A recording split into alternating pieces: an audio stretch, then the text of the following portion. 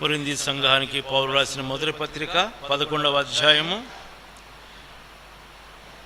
28వ వచనం చదువుదాం. 28వ వచనం చదువుదాం. అలానే యెహోషువ గ్రంథము మొదటి అధ్యాయము, యెహోషువ గ్రంథము మొదటి అధ్యాయము.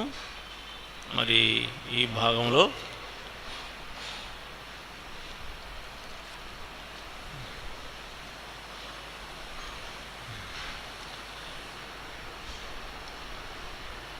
ఏడు, 8, 9 వచనాలు చదువుకున్నాం. రైట్.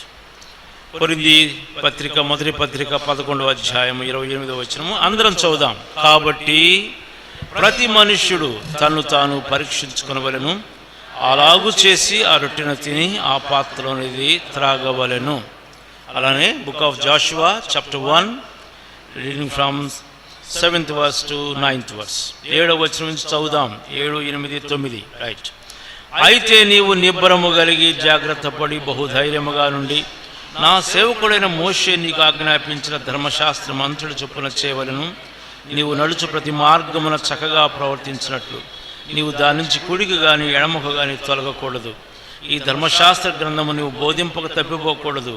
దానిలో వ్రాయబడిన వాటిన్నిటి ప్రకారము చేయుటకు నీవు జాగ్రత్త పడినట్లు దివారాత్రము దాన్ని ధ్యానించిన యెడల నీ మార్గమును వర్ధిల చేసుకొని చక్కగా ప్రవర్తించదవు. నేను నీకు ఆజ్ఞ ఇచ్చున్నాను కదా. నిబ్బరము కలిగి ధైర్యముగా ఉండము, దిగులు పడకము, జడియకము. నీవు నడుచు మార్గమంతట్లు నీ దేవుడైన యెహోవా నీకు తోడయుండును. అలానే 2వ కొరింథీ 2వ అధ్యాయము మన ప్రత్యేక కూడికలకు మూలవాక్యము 14వ వచనం. 2వ అధ్యాయము 14వ వచనం. మా ద్వారా ప్రతి స్థలమందును క్రీస్తును గురించిన జ్ఞానము యొక్క సువాసనను కనపరచుచు ఆయన యందు మమ్మను ఎల్లప్పుడూ విజయోత్సవముతో ఊరేగించుచున్న దేవునికి స్తోత్రం. ప్రార్థన చేసుకుందాం. మా ప్రియ తండ్రి, మీకెంతో హృదయపూర్వకమైన స్తోత్రములు. ఈ ప్రభు దినమున, పునరుద్ధాన దినమున బేతేల్లో చేరి నీ బిడ్డలతో కలిసి నేను కూడా మిమ్మను ఆరాధించి పూజిస్తున్నాను. విశ్వసించుచున్న నాకు మీరు అమూల్యమైన వారిని ఒప్పుకుంటున్నాను ప్రభువా. లోకమునున్నది ఏది తండ్రి మీకు సమమైనది కాదు. అద్వితీయుడవు తండ్రి. నీ ప్రియకుమారుడు అద్వితీయుడు, మీ పరిశుద్ధాత్మ అద్వితీయుడు. అమూల్యమైన తన రక్తం తనను విమోచించి దినమున నీ సంధిలో నన్ను నిలువబెట్టుకున్నందుకు స్తోత్రములు. వాగ్దానములు అమూల్యములు, అత్యధికములు నా జీవితాన్ని మీరు కడుతున్నందుకు స్తోత్రాలు దేవా. అమూల్యమైన రాయిగా మా ప్రభు నా జీవితంలో ఉన్నందుకు తండ్రి, దేవునికి నివాస స్థలం కట్టబడుతున్న ఆ మందిరములో నన్ను కూడా ఒక సజీవమైన రాయిగా చేసినందుకు స్తోత్రాలు. అమూల్యమైన, నిష్కళంకమైన, నిర్దోషమైన గొర్రెపిల్ల రక్తమును బట్టి నన్ను విమోచించినందుకు, విమోచించడంలో ప్రజలతో నన్ను కూడా చేర్చినందుకు నీకు స్తోత్రాలు. ఎంత గొప్ప దేవుడవు దేవా. బాధ్యత కలిగి, జాగరూకత కలిగి, యోగ్యంగా నీ బలలో పాలు పొందడానికి నన్ను, మమ్మను జ్ఞాపకం చేసుకోండి. సింహాసనం మీద నుంచి నీ యొక్క వాక్యాన్ని రిలీజ్ చేయమని ప్రార్థన చేస్తున్నాను. నీకే మహిమ చెల్లిస్తున్నాను తండ్రి. ప్రభువును రక్షకుడైన యేసు నామమున మిమ్మను ఆరాధించి పూజిస్తూ నా కృతజ్ఞత స్తోత్రములు మీకు అర్పిస్తున్నాను తండ్రి. ఆమేన్. వారం వెంబడి వారము ఇలాగూ ప్రభు బలలో పాలు పొందుటకు ప్రభు ఇస్తున్న కృపకై ప్రభుకు స్తోత్రములు.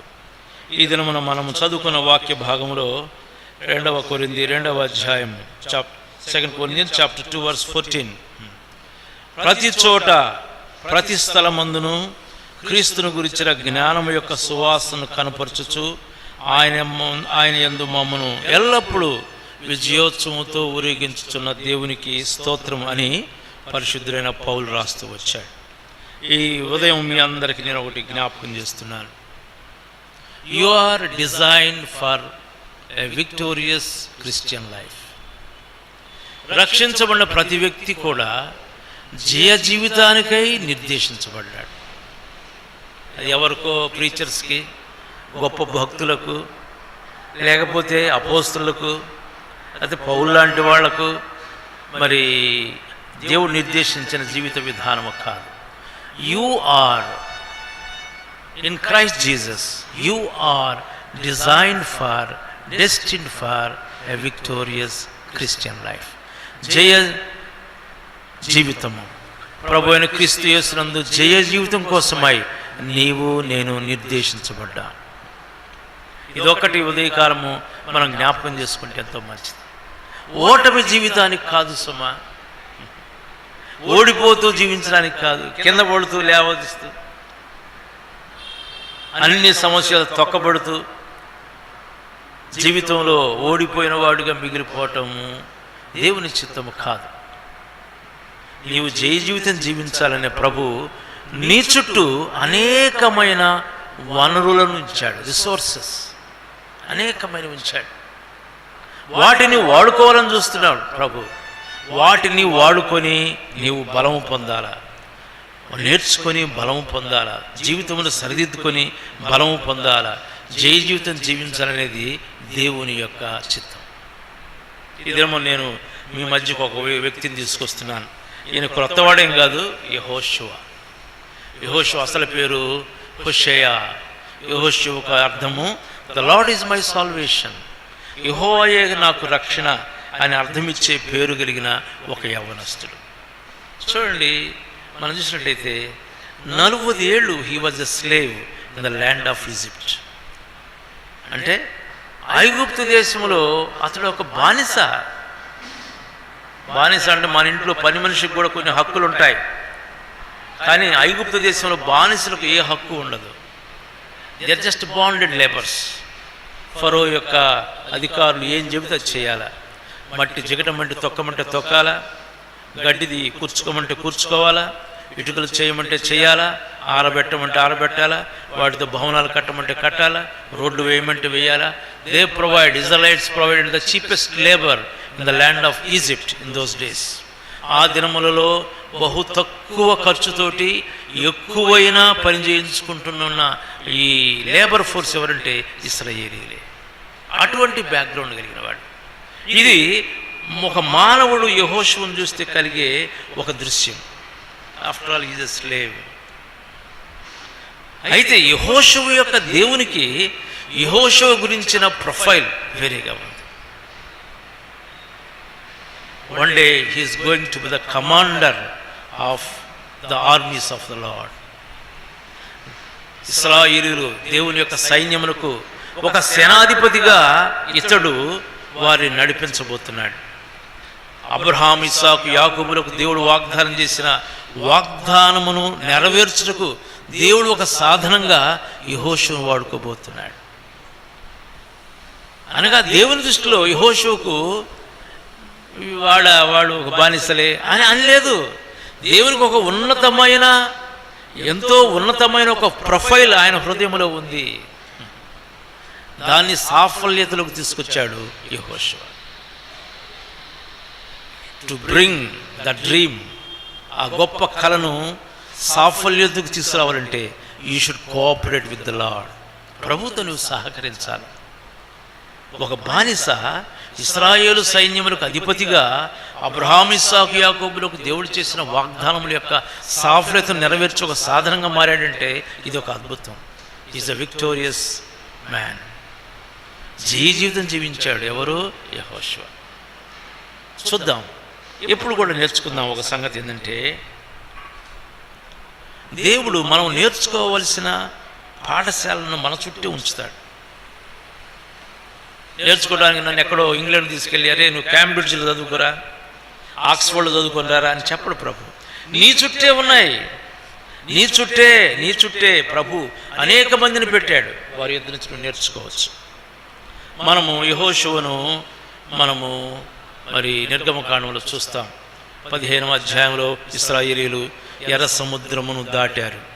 చాచిన బాహు చేత ప్రభు అయిన దేవుడు ఎర్ర సముద్రము చీల్చగా ఆరిన నేలన సుమారు 30 లక్షల మంది ప్రజలు, 6 లక్షల కాల్బలము ఎర్ర సముద్రాన్ని దాటింది. ఇది మనందరికీ తెలుసు. ఇప్పుడు ప్రభు యెహోషువకు ఒక సంగతి నేర్పిస్తున్నాడు. యెహోషువ, నీవు వాగ్దాన దేశంలోకి ఒక దినం నడిపిస్తావు. అయితే నువ్వు ఎలా ఉండాలి తెలుసా? ఫ్రమ్ స్లేవ్హుడ్, బానిస జీవితం నుంచి, ఆ ఆలోచన దృక్పథం నుంచి నువ్వు బయటికి రావాలా. You should be A disciplined soldier. ఎంతో క్రమశిక్షణ కలిగిన మరి సైనికుడిగా నువ్వు జీవించాలి. అందుకనే మరి 17వ అధ్యాయానికి వచ్చేసరికి ఇశ్రాయేలీయులు నడుస్తుండగా, అరణ్యంలో నడుస్తుండగా వెనుక తట్టు నుంచి అమాలేకులు వచ్చి యుద్ధం చేస్తారు. అమాలేకులు శరీర సంబంధులు. వీళ్ళ కొలది ఎప్పుడు ఏంటంటే బలహీనులను ఎలా కొడదామా, బలహీనులను ఎలాగూ చంపేద్దామా అన్న ఆలోచన. ఈ 30 లక్షల మరి ప్రజలు నడుస్తుండగా వెనక ఎవరు ఉంటారు? ఆ గొప్ప సమాజం వెనక ముసలాముతగా ఉంటారు, వృద్ధులు ఉంటారు, ఇంకెవరు ఉంటారు? స్త్రీలు ఉంటారు, ఇంకెవరు ఉంటారు? చిన్నపిల్లలు ఉంటారు. చూడండి అమాలేకుడి యొక్క మనసు చూడండి. చదువుదారండి 17వ అధ్యాయం, నిర్గమకాండము 17వ అధ్యాయం, బుక్ ఆఫ్ ఎక్సోడస్ చాప్టర్ 17, 8వ వచనం చదువుదాం. 8వ వచనం చదువుదాం. తరువాత అమాలేకీయులు వచ్చి రెఫీదీములో ఇశ్రాయేలుతో యుద్ధము చేయగా, చూసావా? వచ్చినప్పుడు ఎవరు చేశారు? అమాలేకీయులు యుద్ధం చేస్తున్నారు. వెనుక నుంచి వచ్చారు. తర్వాత మనం అధ్యాయాలు చూస్తాం. వెనుక నుంచి వచ్చారు. వచ్చి ఏం చేస్తున్నారు? వారు బలహీనులను పట్టుకున్నారు. అప్పుడు ఏం చేశాడు చూడండి. మరి మోషే రైట్ 11:9 మోషే యెహోషువతో, మన కొరకు మనుషులను ఏర్పరిచి వారిని తీసుకుని బయలు వెళ్ళి అమాలేకులతో యుద్ధము చేయము.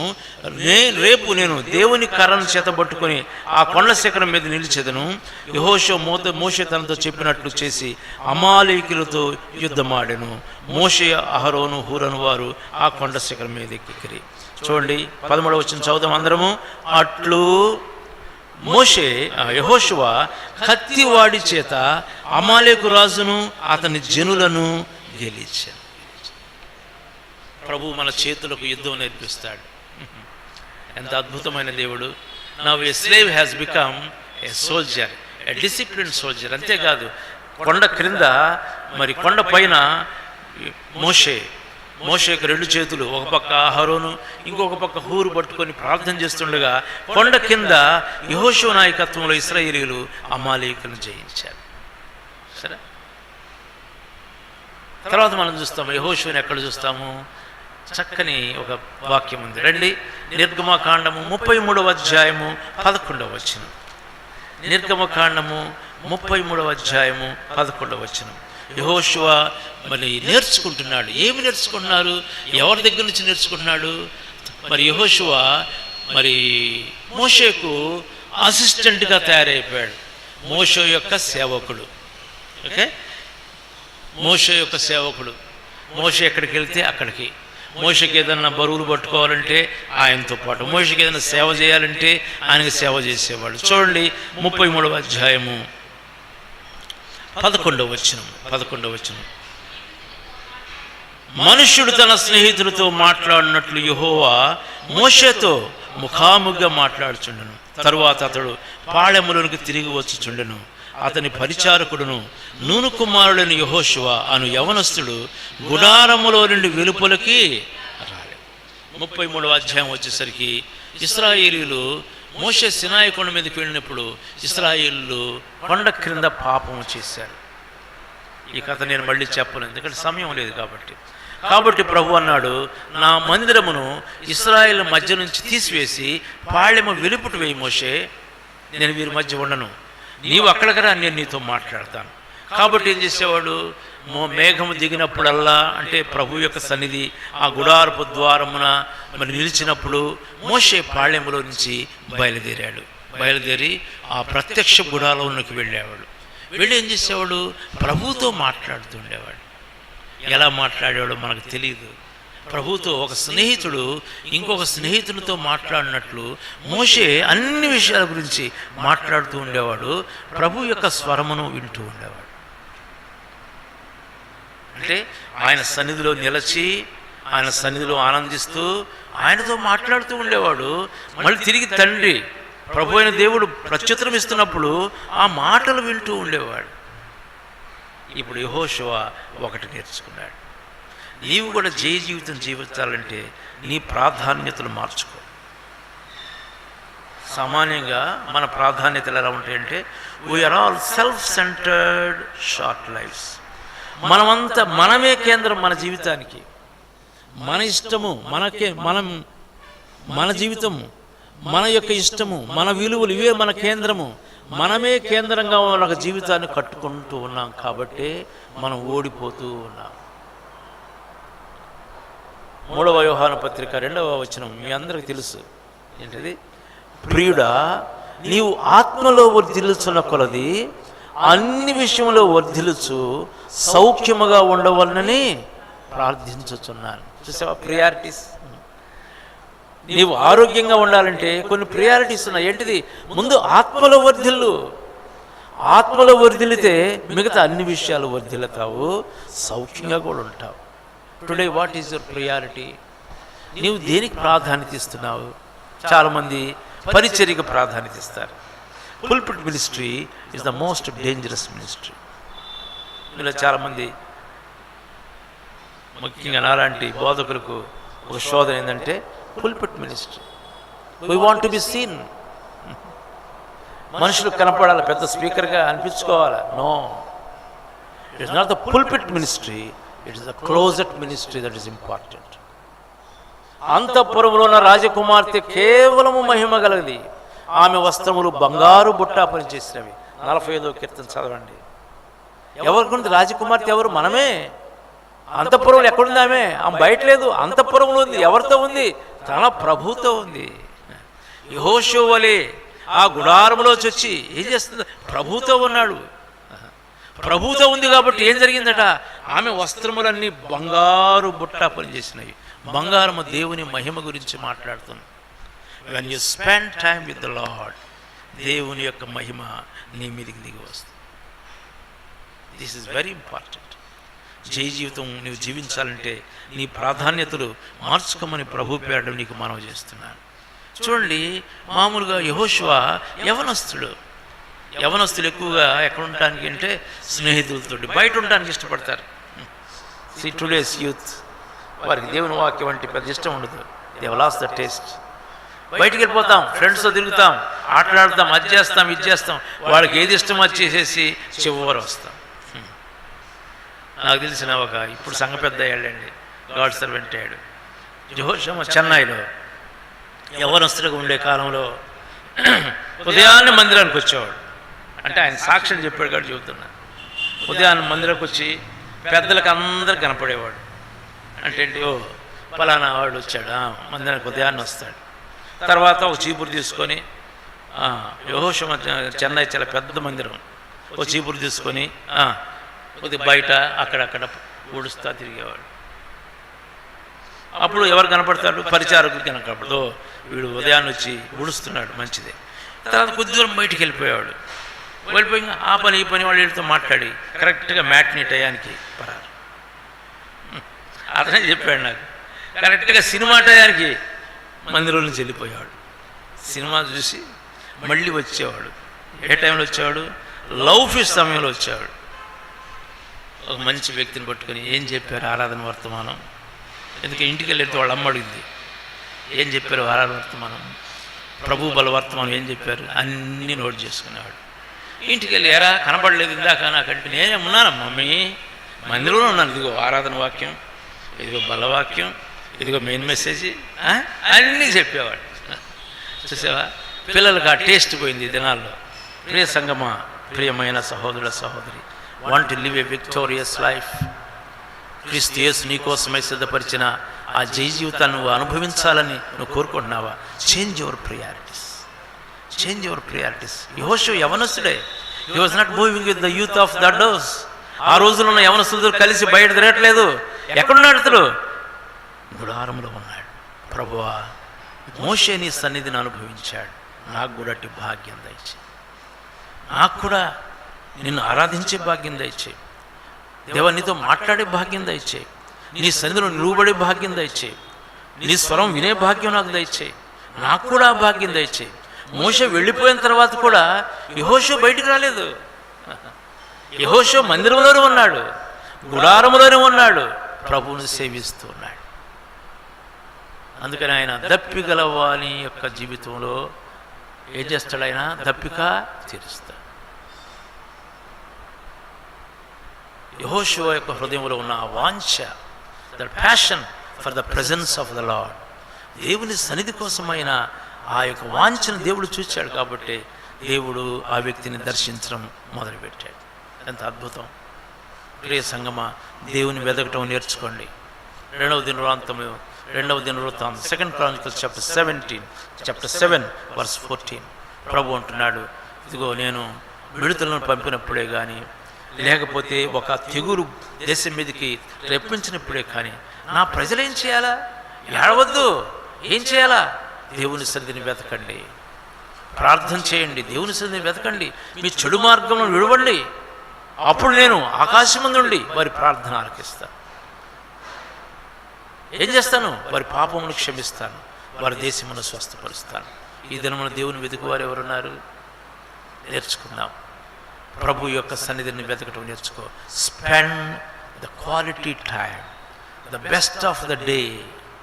దినములో శ్రేష్టమైన సమయం ఆయనతో గడపటం నేర్చుకో. అప్పుడు నువ్వు జీవిస్తావు, అప్పుడు నువ్వు జయ జీవితం జీవిస్తావు. యెహోషువ అలాంటి అద్భుతమైన జీవితాన్ని కలిగి ఉండటం నేర్చుకున్నాడు. తర్వాత మనం చూసినట్లయితే మరి ప్రభు చేసిన అనేకమైన అద్భుతాలు చూశాడు కదా, అనేక అద్భుతాలు చూశాడు. ఎర్ర సముద్రం చీల్చబడుట ఆయన చూశాడు. మోషే ప్రార్థన చేస్తుంటే కొండ కింద ఉండి అమాలేకులను జయించడం కనులారా చూశాడు. ఇంకేం చూశాడు? రండి, సంఖ్యాకాండము 10-11 అధ్యాయాలు, కొన్ని వచనాలు మనం చదువుకుందాం. కొన్ని వచనాలు.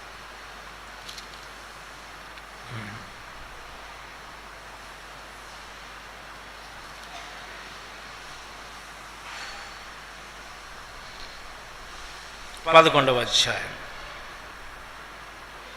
4-5 వచనాలు. 4-5 వచనాలు చదువుమా. వారి మధ్యనున్న మిశ్రిత జనము, book of number chapter 11 reading from verse 4. వారి మధ్యనున్న మిశ్రిత జనము మాంసాపేక్ష అధికముగా కనపరచగా ఇశ్రాయేలీయులను మరలా ఏడ్చి, మాకెవరు మాంసము పెట్టెదరు? ఐగుప్తులు మేము ఉచితముగా తిన్న చేపలు, కీరకాయలు, దోసకాయలు, కూరాకులు, ఉల్లిపాయలు, తెల్లగడ్డలు జ్ఞాపకం వచ్చుతున్నవి. ఇప్పుడు మా ప్రాణము సొమ్మసిలను. ఈ మన్నా కాక మా కనులు ఎదుట మరేమీ లేదని చెప్పుకొనిరి. ప్రజల్లో ఒక విధమైన రివోల్ట్. ఎంతకాలం అయ్యా ఈ పసలేని మన్నా, రుచి లేని మన్నా, రుచి పసి లేని మన్నా, అది దేవుడు వారికి ఇచ్చిన ఆహారం అని మర్చిపోయారు. వారు మాంసాపేక్షను కనపరిచారు. కాబట్టి ప్రభు దగ్గరికి మోషే వెళ్ళి, ప్రభువా, ఇంతమందికి నేను చేపలు పట్టాలా? ఇంతమందికి నేను జంతువును వధించాలన్నప్పుడు ప్రభు అన్నాడు, యెహోవా బలము తక్కువైనదా మోషే? ఇదిగో నేను వీరికి మామూలుగా కాదు, నెల వరకు మాంసం ప్రతిదినము తినటానికి 30 లక్షల మందికి నేను మాంసాహారం దయచేస్తాను. చూడు ఏం చేశారట. తండ్రి 31 వచనం చదువుదాం. 31 చదువుదాం.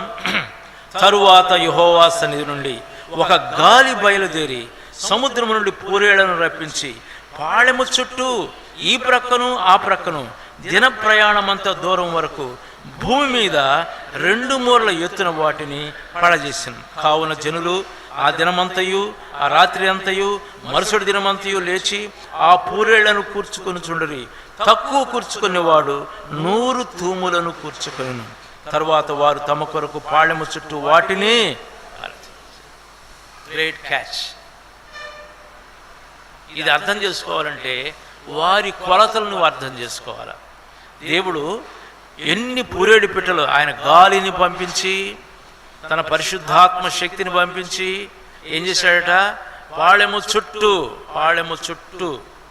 చుట్టూ ఈ పూరేడు పిట్టను ఆయన మరి పంపించి. దిన ప్రయాణం అంటే చూడండి, ఒక వ్యక్తి గంటకి 6 కిలోమీటర్లు నడవగలడు.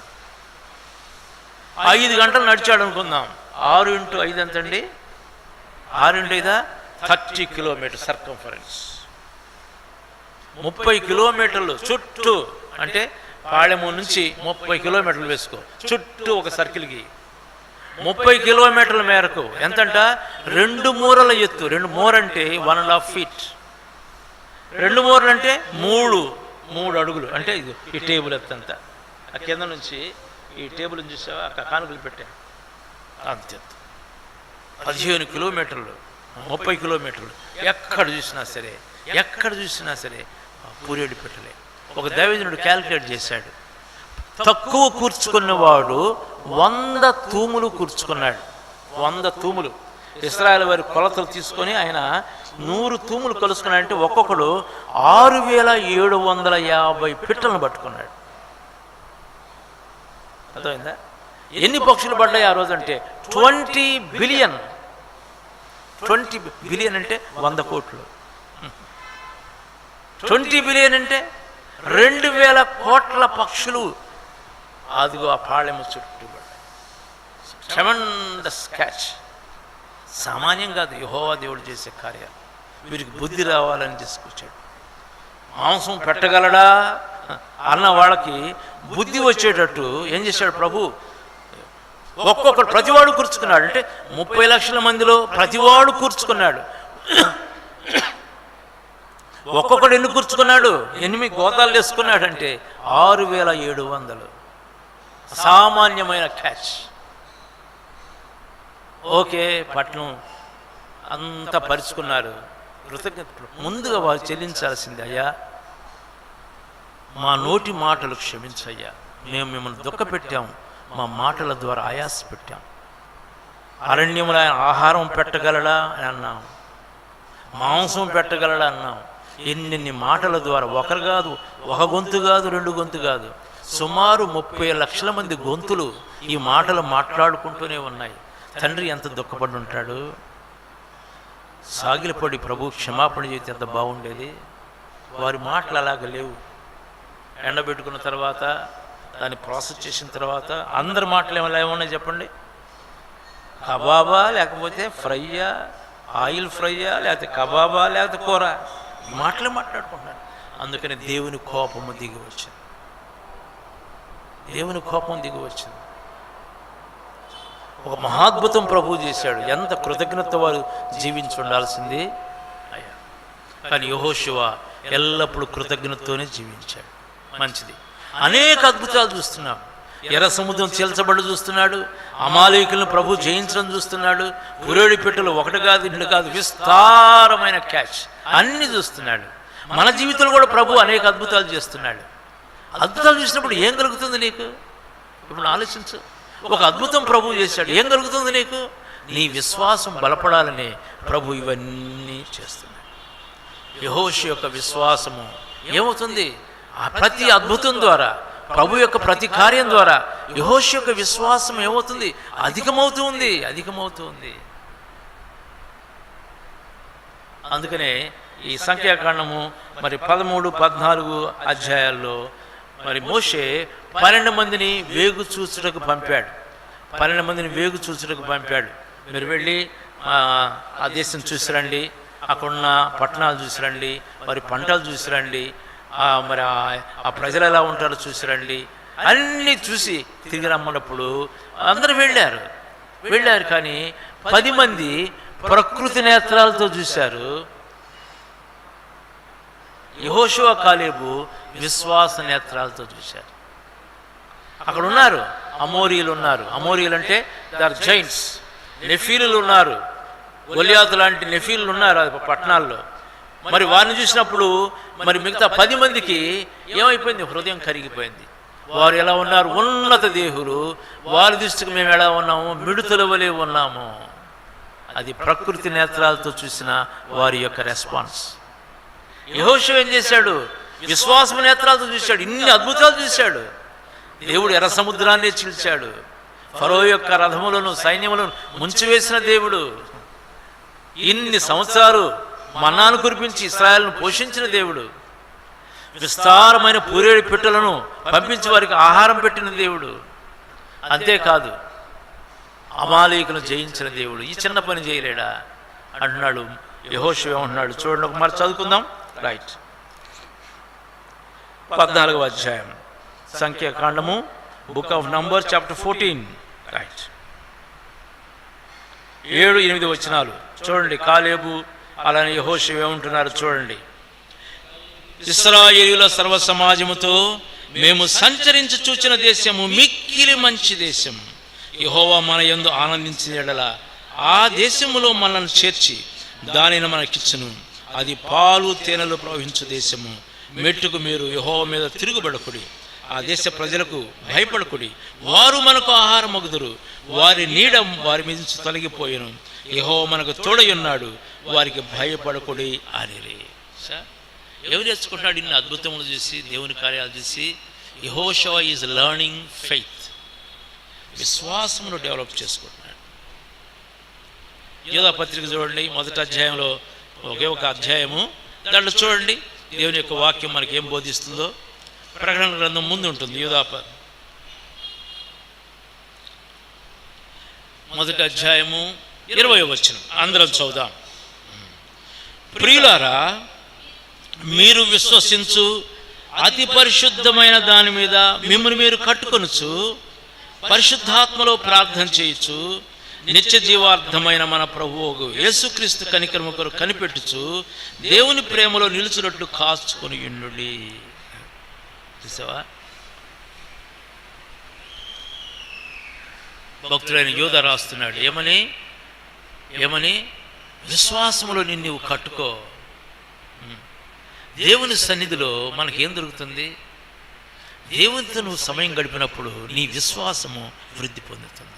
అదే ఇక్కడ మనం చదువుతున్నాం. పరిశుద్ధాత్మలో ప్రార్థన.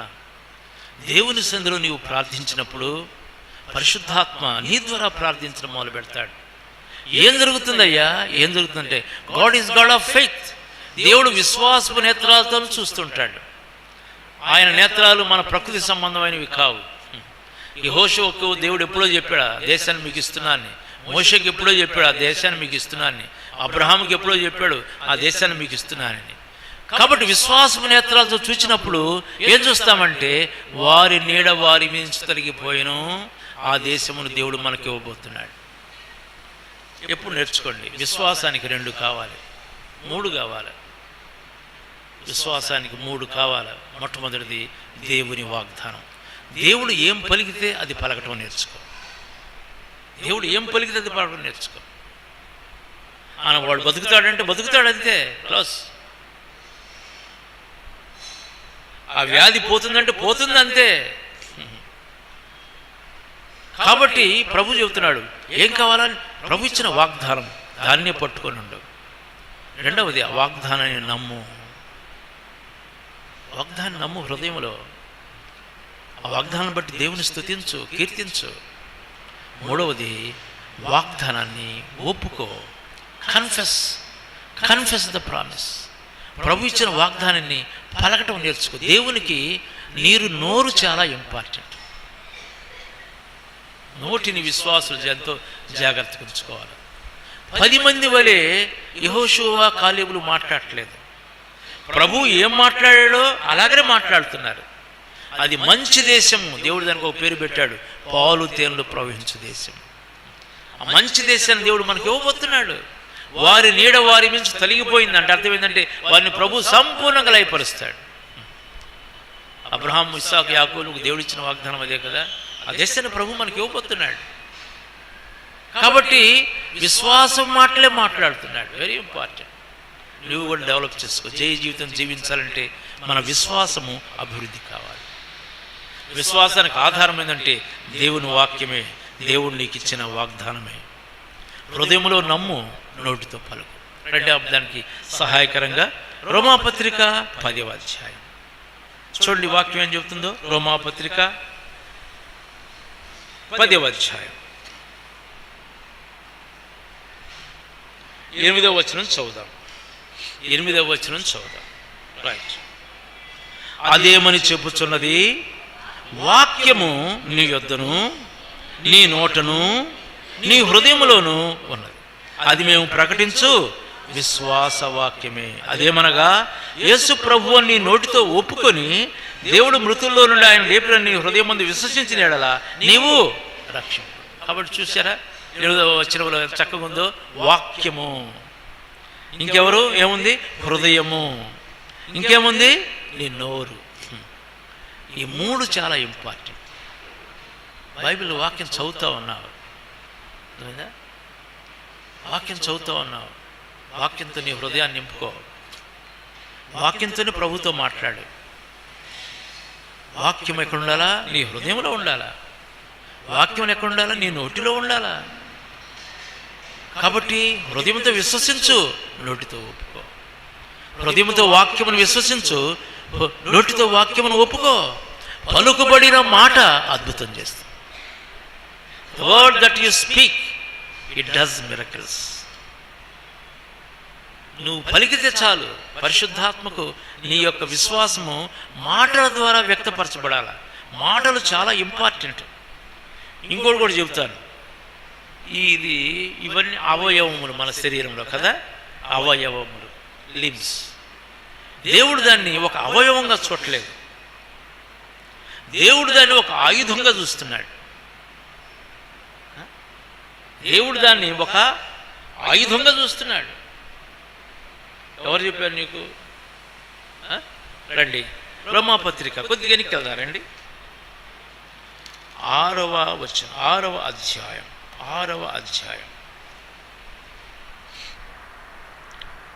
13వ వచనం అందరం చదువుదాం. 6:13 రైట్. మరియు మీ అవయవములను దుర్నీతి సాధనములుగా పాపమునకు అప్పగింపకుడి, అయితే మృతుల్లో నుండి సజీవులమనుకొని మిమ్మల్ని మీరే దేవునికి అప్పగించుకొనుడి.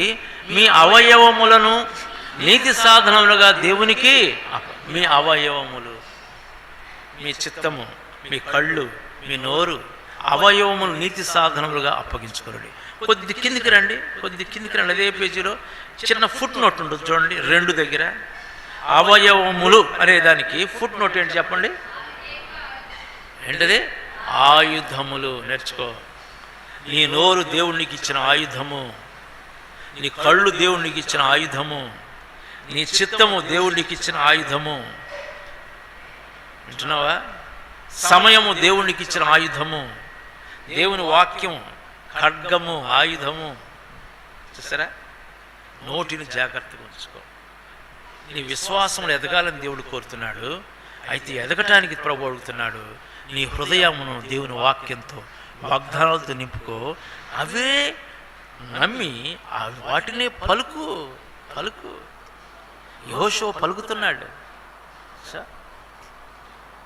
కాబట్టి యెహోషువ చూడండి, తన చుట్టూ ఉన్న వనరులను వాడుకుంటున్నాడు. మోషే దగ్గర నుంచి నేర్చుకుంటున్నాడు.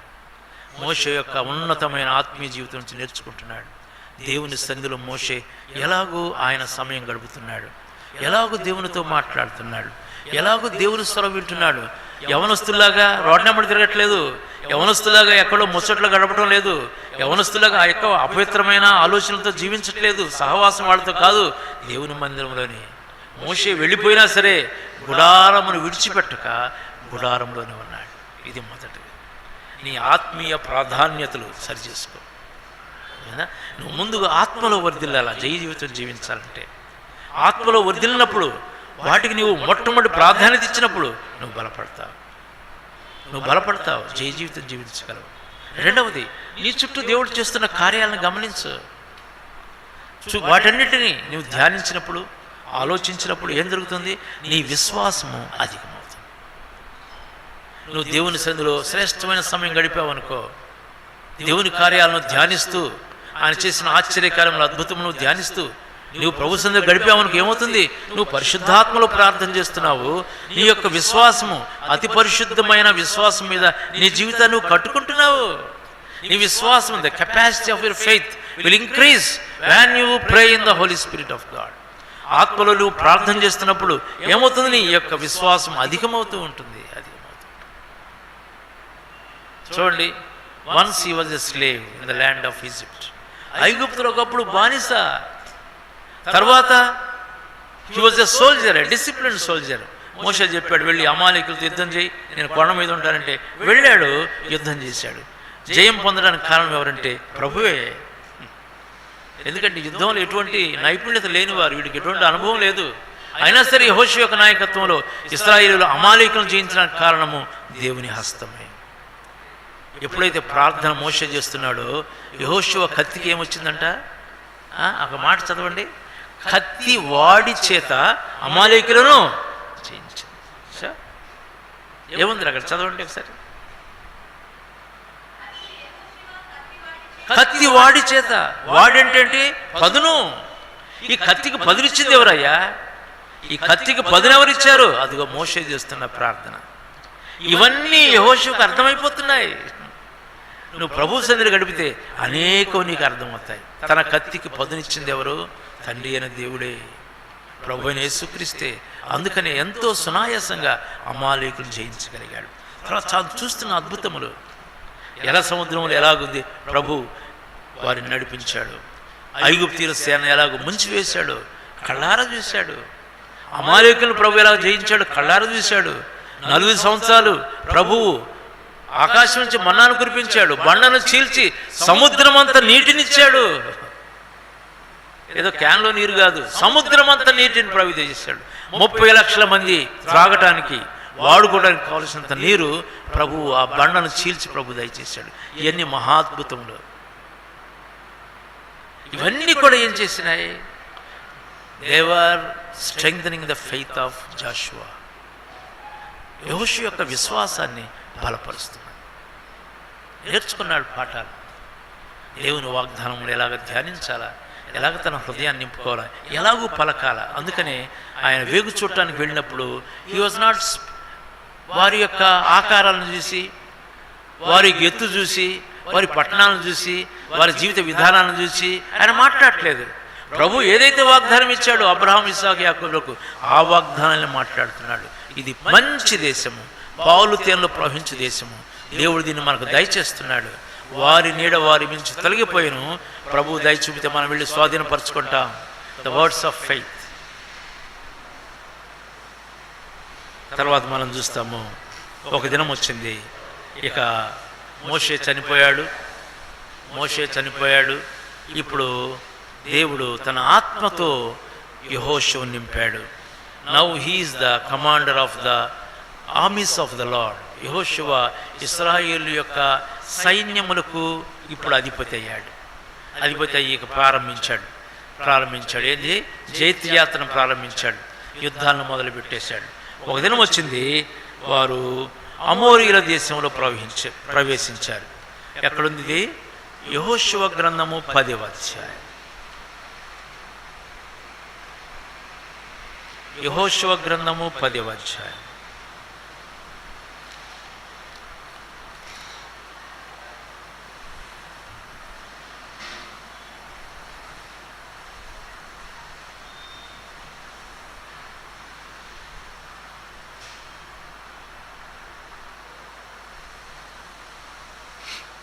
రండి, 10వ అధ్యాయము 12వ వచనం.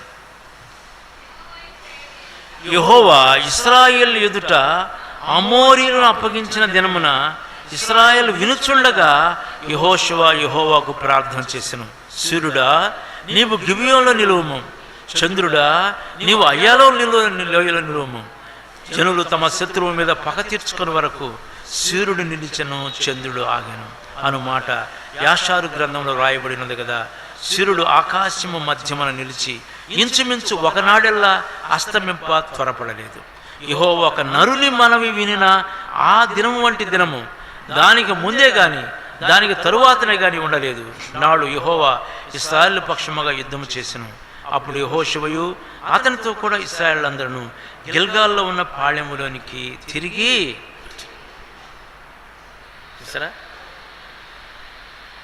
యవ్వన కాలంలో ఒక పునాది వేసుకున్నాడు యెహోషువ. ఏంటది? దేవుని సన్నిధిలో శ్రేష్టమైన సమయం గడపటం. నిర్గమం 33:11 మనం చదువుకున్నాం. మోషే ఆ ప్రత్యక్ష గుడారం నుంచి బయటకు వచ్చినా సరే యెహోషువను యవనస్తుడు ఆ గుడారం నుంచి బయటికి రాలేదు. He was in the presence of the Lord, possibly worshipping and praying unto the Lord. ప్రభువును ఆరాధిస్తూ ప్రార్థన చేస్తుండొచ్చు. అదే అలవాటైపోయింది. ప్రార్థన ఏం చేస్తుంది? ఇందాక మనం చదివాం యూదా పత్రిక 20వ అధ్యాయంలో, it will increase the capacity of your faith. నీ విశ్వాస పరిమాణాన్ని పెంచుతుంది. విశ్వాస పరిమాణాన్ని పెంచుతుంది. విశ్వాస పరిమాణము పెంచుతుంది. అప్పుడు నీవు దేవుని కళ్ళతో అన్నిటిని చూడటం ప్రారంభిస్తావు. లూకా సువార్త, మార్కు సువార్తలో మనం చూస్తాం. ఎవరిని చూస్తాము? అదిగో యాయూరు కుమార్తె చావ సిద్ధంగా ఉంది. యాయూరు ఎంతో ఆశతో వచ్చాడు. ప్రభు ధోని మీద తన శిష్యులతో ఆ ఊరికి వస్తాడు, ఎదురు చూస్తూ ఉన్నారు. కాబట్టి ప్రభు కొద్దిసేపటికి ధోనిలో ప్రయాణించి ఆ ఊళ్ళో అడుగు పెట్టేశాడు. అడుగు పెట్టగానే యాయూరు వెళ్ళి ఏం చేశాట? సాగిలపడ్డాడు. మిగతా వారు కొంతమంది అనుకున్నారు, కనీసం ఆయన అటు తాగితే బాగైపోతానులే, నేను అటు నుంచి జ్వరంగా ఉంది, కొద్దిగా ఆయన తాగితే బాగైపోతానులే. కొంతమంది అలా ఉన్నారు. కొంతమంది యాదృచ్ఛికంగా నిలువబడ్డారు. యేసు ప్రభు కొంతమందికి ప్రవక్త, కొంతమందికి స్వస్థపరిచే గొప్ప వైద్యుడు. అయితే యాయూరుకు ఆయన జీవాధిపతి అయిన దేవుడు కాబట్టి సాగిలపడ్డాడు. యూదులు ఎవరికి పడితే వాళ్ళకి సాగిలపడరు. మన భారతదేశంలో మన అందరికి సాగిలపడతాం. ఓట్లు వేసే వాళ్ళ దగ్గర నుంచి ఒక రాజకీయ నాయకుడు వచ్చాడు యశ్కోలు ప్రార్థన మందిరం, ఒంగోలుకి మందిరం జరుగుతూ ఉంది. అందులో అయిపోయిన తర్వాత ఆ టైంలో వాళ్ళు వచ్చి పాస్టర్ గారికి, యోహాన్ గారు ఉన్నారు దైవజనుడు, ఏం చేశాడు? సాగిలపడ్డాడు. ఎవరు? పొలిటికల్ లీడర్ ఒక ఆయన. ఎందుకు సాగిలపడ్డాడు చెప్పండి? ఎందుకు సాగిలపడ్డాడు? ఓట్ల కోసం, అంతే కదా, ఓట్ల కోసం. భారతదేశంలో మనం దేనికోసం సాగిలపడతాం, అది మన అలవాటు. యూదులు అట్లా సాగిలపడరు. యాయూరు ప్రభుకు సాగిలపడ్డాడు. సాగిలపడి మొక్కి ఆయన బతిమాలుకున్నాడు, ప్రభువా మా ఇంటికి రండి. కాబట్టి ప్రభు ఆ ఇంటికి బయలుదేరాడు. ఎందుకు? Where he's honoured he will enter in to that house. ఎక్కడైతే ప్రభు ఘనపరచబడతాడో ఆ ఇంట్లోకి ప్రభు ప్రవేశిస్తాడు. నడుస్తుండగా మధ్యలో ఒక చిన్న డిలే. 12 ఏళ్ళ రక్తస్రావం కలిగిన స్త్రీ ప్రభువును తాకి స్వస్థపరచబడింది. దానికి ప్రభు ఆగి ఎవరు నన్ను తాకింది అన్నాడు. కొంత డిలే అయింది. డిలే ఈ లోపల ఒక కబురు వచ్చింది. ఏం కబురు వచ్చింది? అయిపోయింది, రా రా రా, అమ్మాయి చనిపోయింది, ఎందుకు ఆయన్ని తొందర పెడతావు, వచ్చే. ఆ మాట ప్రభువు కూడా విన్నాడు. ప్రభువు తిరిగి అన్నాడు, భయపడకము, నమ్మిక మాత్రము. అంత అద్భుతం. ఆమె స్వస్థపరచబడు. లోకా రికార్డు చేశాడు. భయపడకము, నమ్మిక మాత్రం ఉంచము, ఆమె స్వస్థపరచబడు. 3 మాటలు ప్రభు అన్నాడు. యాయూరు ఆ మాటలే పట్టుకున్నాడు. ఇంకోడైతేనా, మనలాంటివాడైతేనా, ఒక్కగానొక్క కుమార్తె చనిపోయిందని ఆ మాట తెలిస్తే ఏడ్చుకుంటూ పరిగెత్తేవాడు. యేసును వదిలి ఏడ్చుకుంటూ పరిగెత్తేవాడు. కానీ యాయూరుకున్న విశ్వాసం ఎంత గొప్పది. ఫెయిత్ ఆల్వేస్ దేవుని కళ్ళతోనే చూస్తుంది. అసాధ్యములు చూసి ఏం చేస్తుంది? అసాధ్యములు చూసి పరిహాసం చేస్తుంది. అసాధ్యములను చూసి పరిహాసం చేస్తుంది. It will mock the impossibilities. ఎందుకంటే మన దేవుడు సజీవుడు, మృతులను సజీవులుగా చేయవాడు, లేని వాటిని ఉన్నట్టుగానే పిలిచేవాడు. మన దేవుడు సజీవుడు, మృతులను సజీవులుగా చేయవాడు, ఎండిన ఎముకలను మహా గొప్ప సైన్యంగా తయారు చేయవాడు, లేని వాటిని ఉన్నట్టుగానే పిలుస్తాడు తండ్రి. చూసావా? కాబట్టి యాయూరు ఆగిపోయాడు. ప్రభువుతో పాటు తన ఇంటికి తీసుకెళ్ళాడు. అద్భుతం. అప్పుడే చనిపోయిన బిడ్డను ప్రభు సజీవురాలుగా చేసి తల్లిదండ్రులకు అప్పగించాడు. Faith always looks at the impossibilities. ఏం చేస్తుంది? నవ్వుతుంది, అపహాస్యం చేస్తుంది. నీవు మనుషులకు, ప్రకృతి సంబంధించిన మనుషులకు యూఆర్ ఎన్ ఇంపాసిబిలిటీ.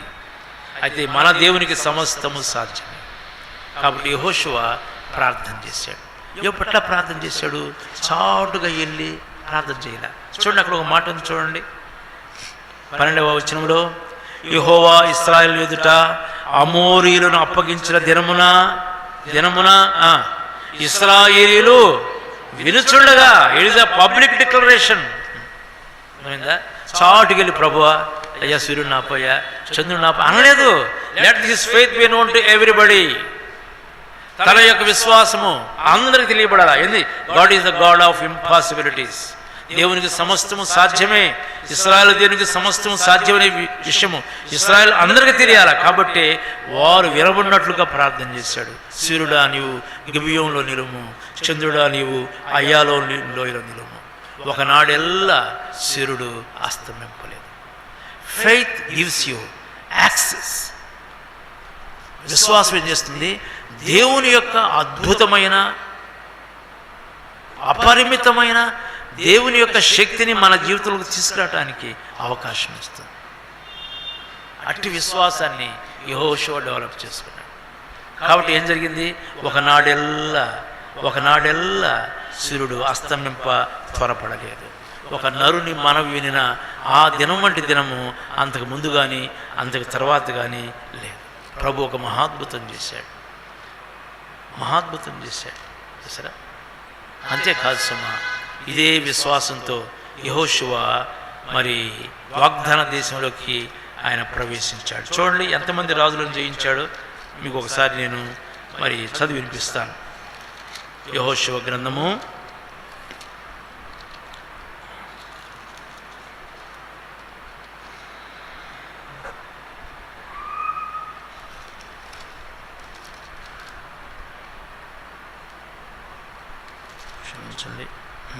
12వ అధ్యాయం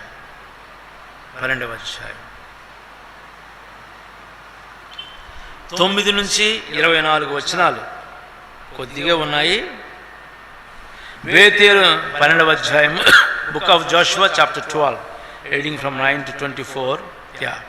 బేతేలు నొద్దనున్న హాయి రాజు, యెరూషలేము రాజు, హెబ్రోన్ రాజు, యర్మూత్ రాజు, లాకీష్ రాజు, ఎగ్లోన్ రాజు, గెదరు రాజు, దెబీర్ రాజు, గెదర రాజు, హోర్మా రాజు, అరాదు రాజు, లిబ్నా రాజు, అదుల్లాము రాజు, మకేద రాజు, బేతేల్ రాజు, తప్పుయ రాజు, హోపెర్ రాజు, ఆఫిక్ రాజు, లషారోన్ రాజు, మాదోను రాజు, హాసోన్ రాజు, షిమ్రన్ మెరోను రాజు, అక్షపు రాజు, తానాకు రాజు, మెగిద్దో రాజు, కెదెష్ రాజు, కర్మెల్లో యక్నయాము రాజు, దోరుమెట్టల్లో దోరు రాజు, గిల్గాల్లోని గోయిల రాజు, తిర్సా రాజు. ఆ రాజులందరి సంఖ్య 30. The same faith, she has conquered 31 kingdoms. A slave from Egypt, trained by the Lord in the lessons of faith. ఐగుప్తులో ఒక బానిస అయితే బానిస దృక్పథంతో ఇతరులు తను చూచినా సరే దేవుని యొక్క శక్తితో దేవుని యొక్క దృక్పథంలోకి వచ్చాడు. He has come in to God's perspective. ప్రభు యొక్క ట్రైనింగ్లో ఒక సైనికుడిగా, మోషే యొక్క అసిస్టెంట్గా, మోషే యొక్క విశ్వాసంలో ఆయన పాలుపుచ్చుకుంటూ వచ్చాడు. కాబట్టి ఏమయ్యాడు? గొప్ప కార్యములు దేవుని కోసం చేయగలిగాడు. ఏ విక్టోరియస్ మ్యాన్. 31 మంది రాజులను జయించాడు. సామాన్యమా? 31 మంది రాజ్యాలను, అనగా దేవుడు కనాను దేశంలో ఉన్న 31 మంది రాజులను కూడా జయించి ఆ దేశమంతా స్వాధీనపరుచుకొని 12 గోత్రాలకు పంచిపెట్టాడు. 11 గోత్రాలు, ఎందుకంటే రూబేను, గాదు వారు ఇటు పడమట మిగిలిపోయారు, తూర్పే మిగిలిపోయారు. ఈ మిగతా గోత్రాలకు ఆయన ఆ దేశాన్ని పంచిపెట్టాడు. అనుసినట్లయితే మరి దేవుడు అబ్రహాం, ఇస్సాకు, యాకోబులకు ఇచ్చిన వాగ్దానం యొక్క సాఫల్యత యెహోషువ యొక్క నాయకత్వంలో నెరవేరింది. The promises God gave to Abraham, Isaac and Jacob, they are fulfilled in the life of Joshua. యెహోషువ యొక్క నాయకత్వంలో అవి నెరవేరుతూ వచ్చాయి. మంచిది. మామూలుగా ఇన్ని జయములు పొందినవాడు మనం పెరిగే కొద్దీ ఏమవుతాం చెప్పండి? పెరిగే కొద్దీ ఏమవుతాం చెప్పండి? నెబుకద్నెజరు ఎంతో గొప్ప సామ్రాజ్యాన్ని స్థాపించాడు. అయితే వాడికి ఒక ఆలోచన వచ్చింది, ఇంత గొప్ప సామ్రాజ్యాన్ని జయించిన నేను పూజార్హుణ్ణని చెప్పేసి బంగారంతో గొప్ప విగ్రహాన్ని జయించాడు. అది తనదే. ఏమొస్తుంది? అతిశయం వస్తుంది, గర్వం వస్తుంది, అధికారమైన దాహం వస్తుంది, డబ్బు ఆశ వస్తుంది, ఈ సీటు విడిచిపెట్టకూడదు అన్న భావన కూడా వస్తుంది. అటువంటి స్వభావము మానవునికి వస్తుంది. అయితే యెహోషువ ఎటువంటి వాడు మనం చూద్దాం. ఎంత అద్భుతమైన వ్యక్తో మీరు గమనించాలని నేను కోరుతున్నాను. రైట్. ఆయన అందరికీ ఆయన మరి మరి స్వాస్థ్యాన్ని పంచిపెట్టాడు. ఓకే, అటు 2 గోత్రాలు ఉండిపోయినాయి, యోర్దానికి అటువైపు అంటే తూర్పు వైపు. ఎవరు? రూబేను వారు, గాదు వారు అక్కడ నిలిచిపోయారు. మిగతా 10 గోత్రాలకు పంచిపెట్టాడు.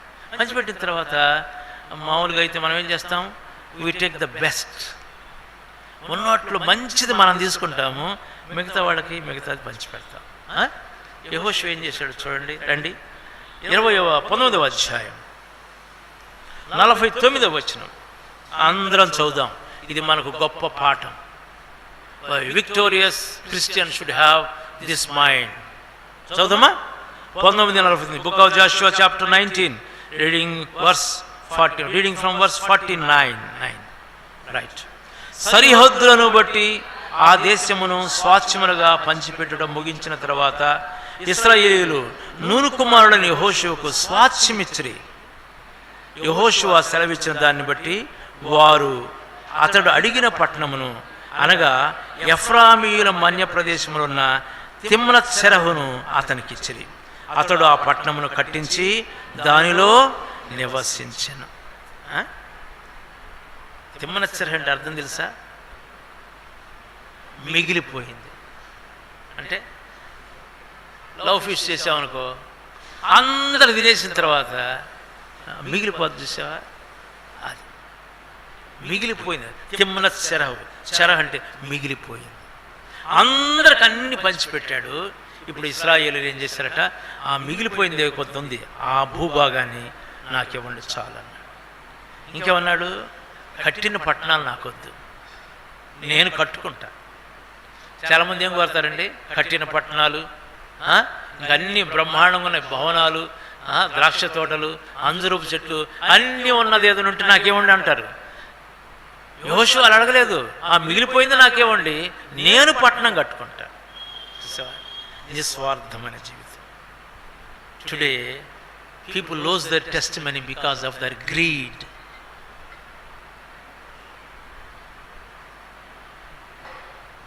మన యొక్క స్వార్థం, మన లోభం, అర్థమైందా?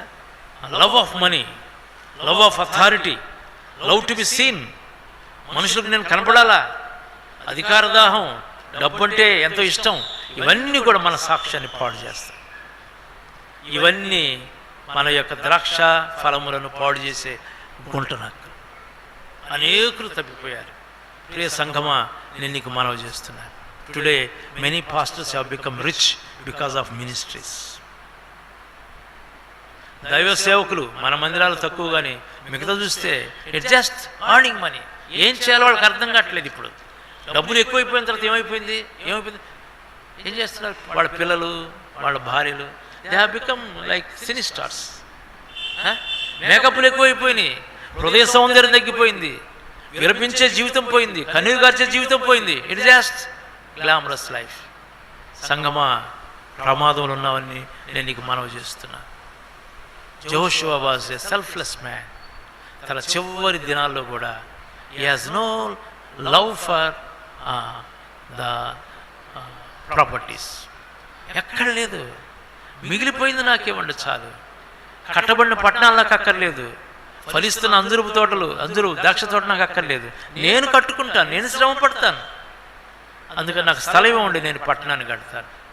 అలాగ నిస్వార్థంగా అందరికి పంచిపెట్టి నిస్వార్థంగా తన పరిచయం ముగించాడు. Wonderful person Jashuva. జయ జీవితం కావాలా?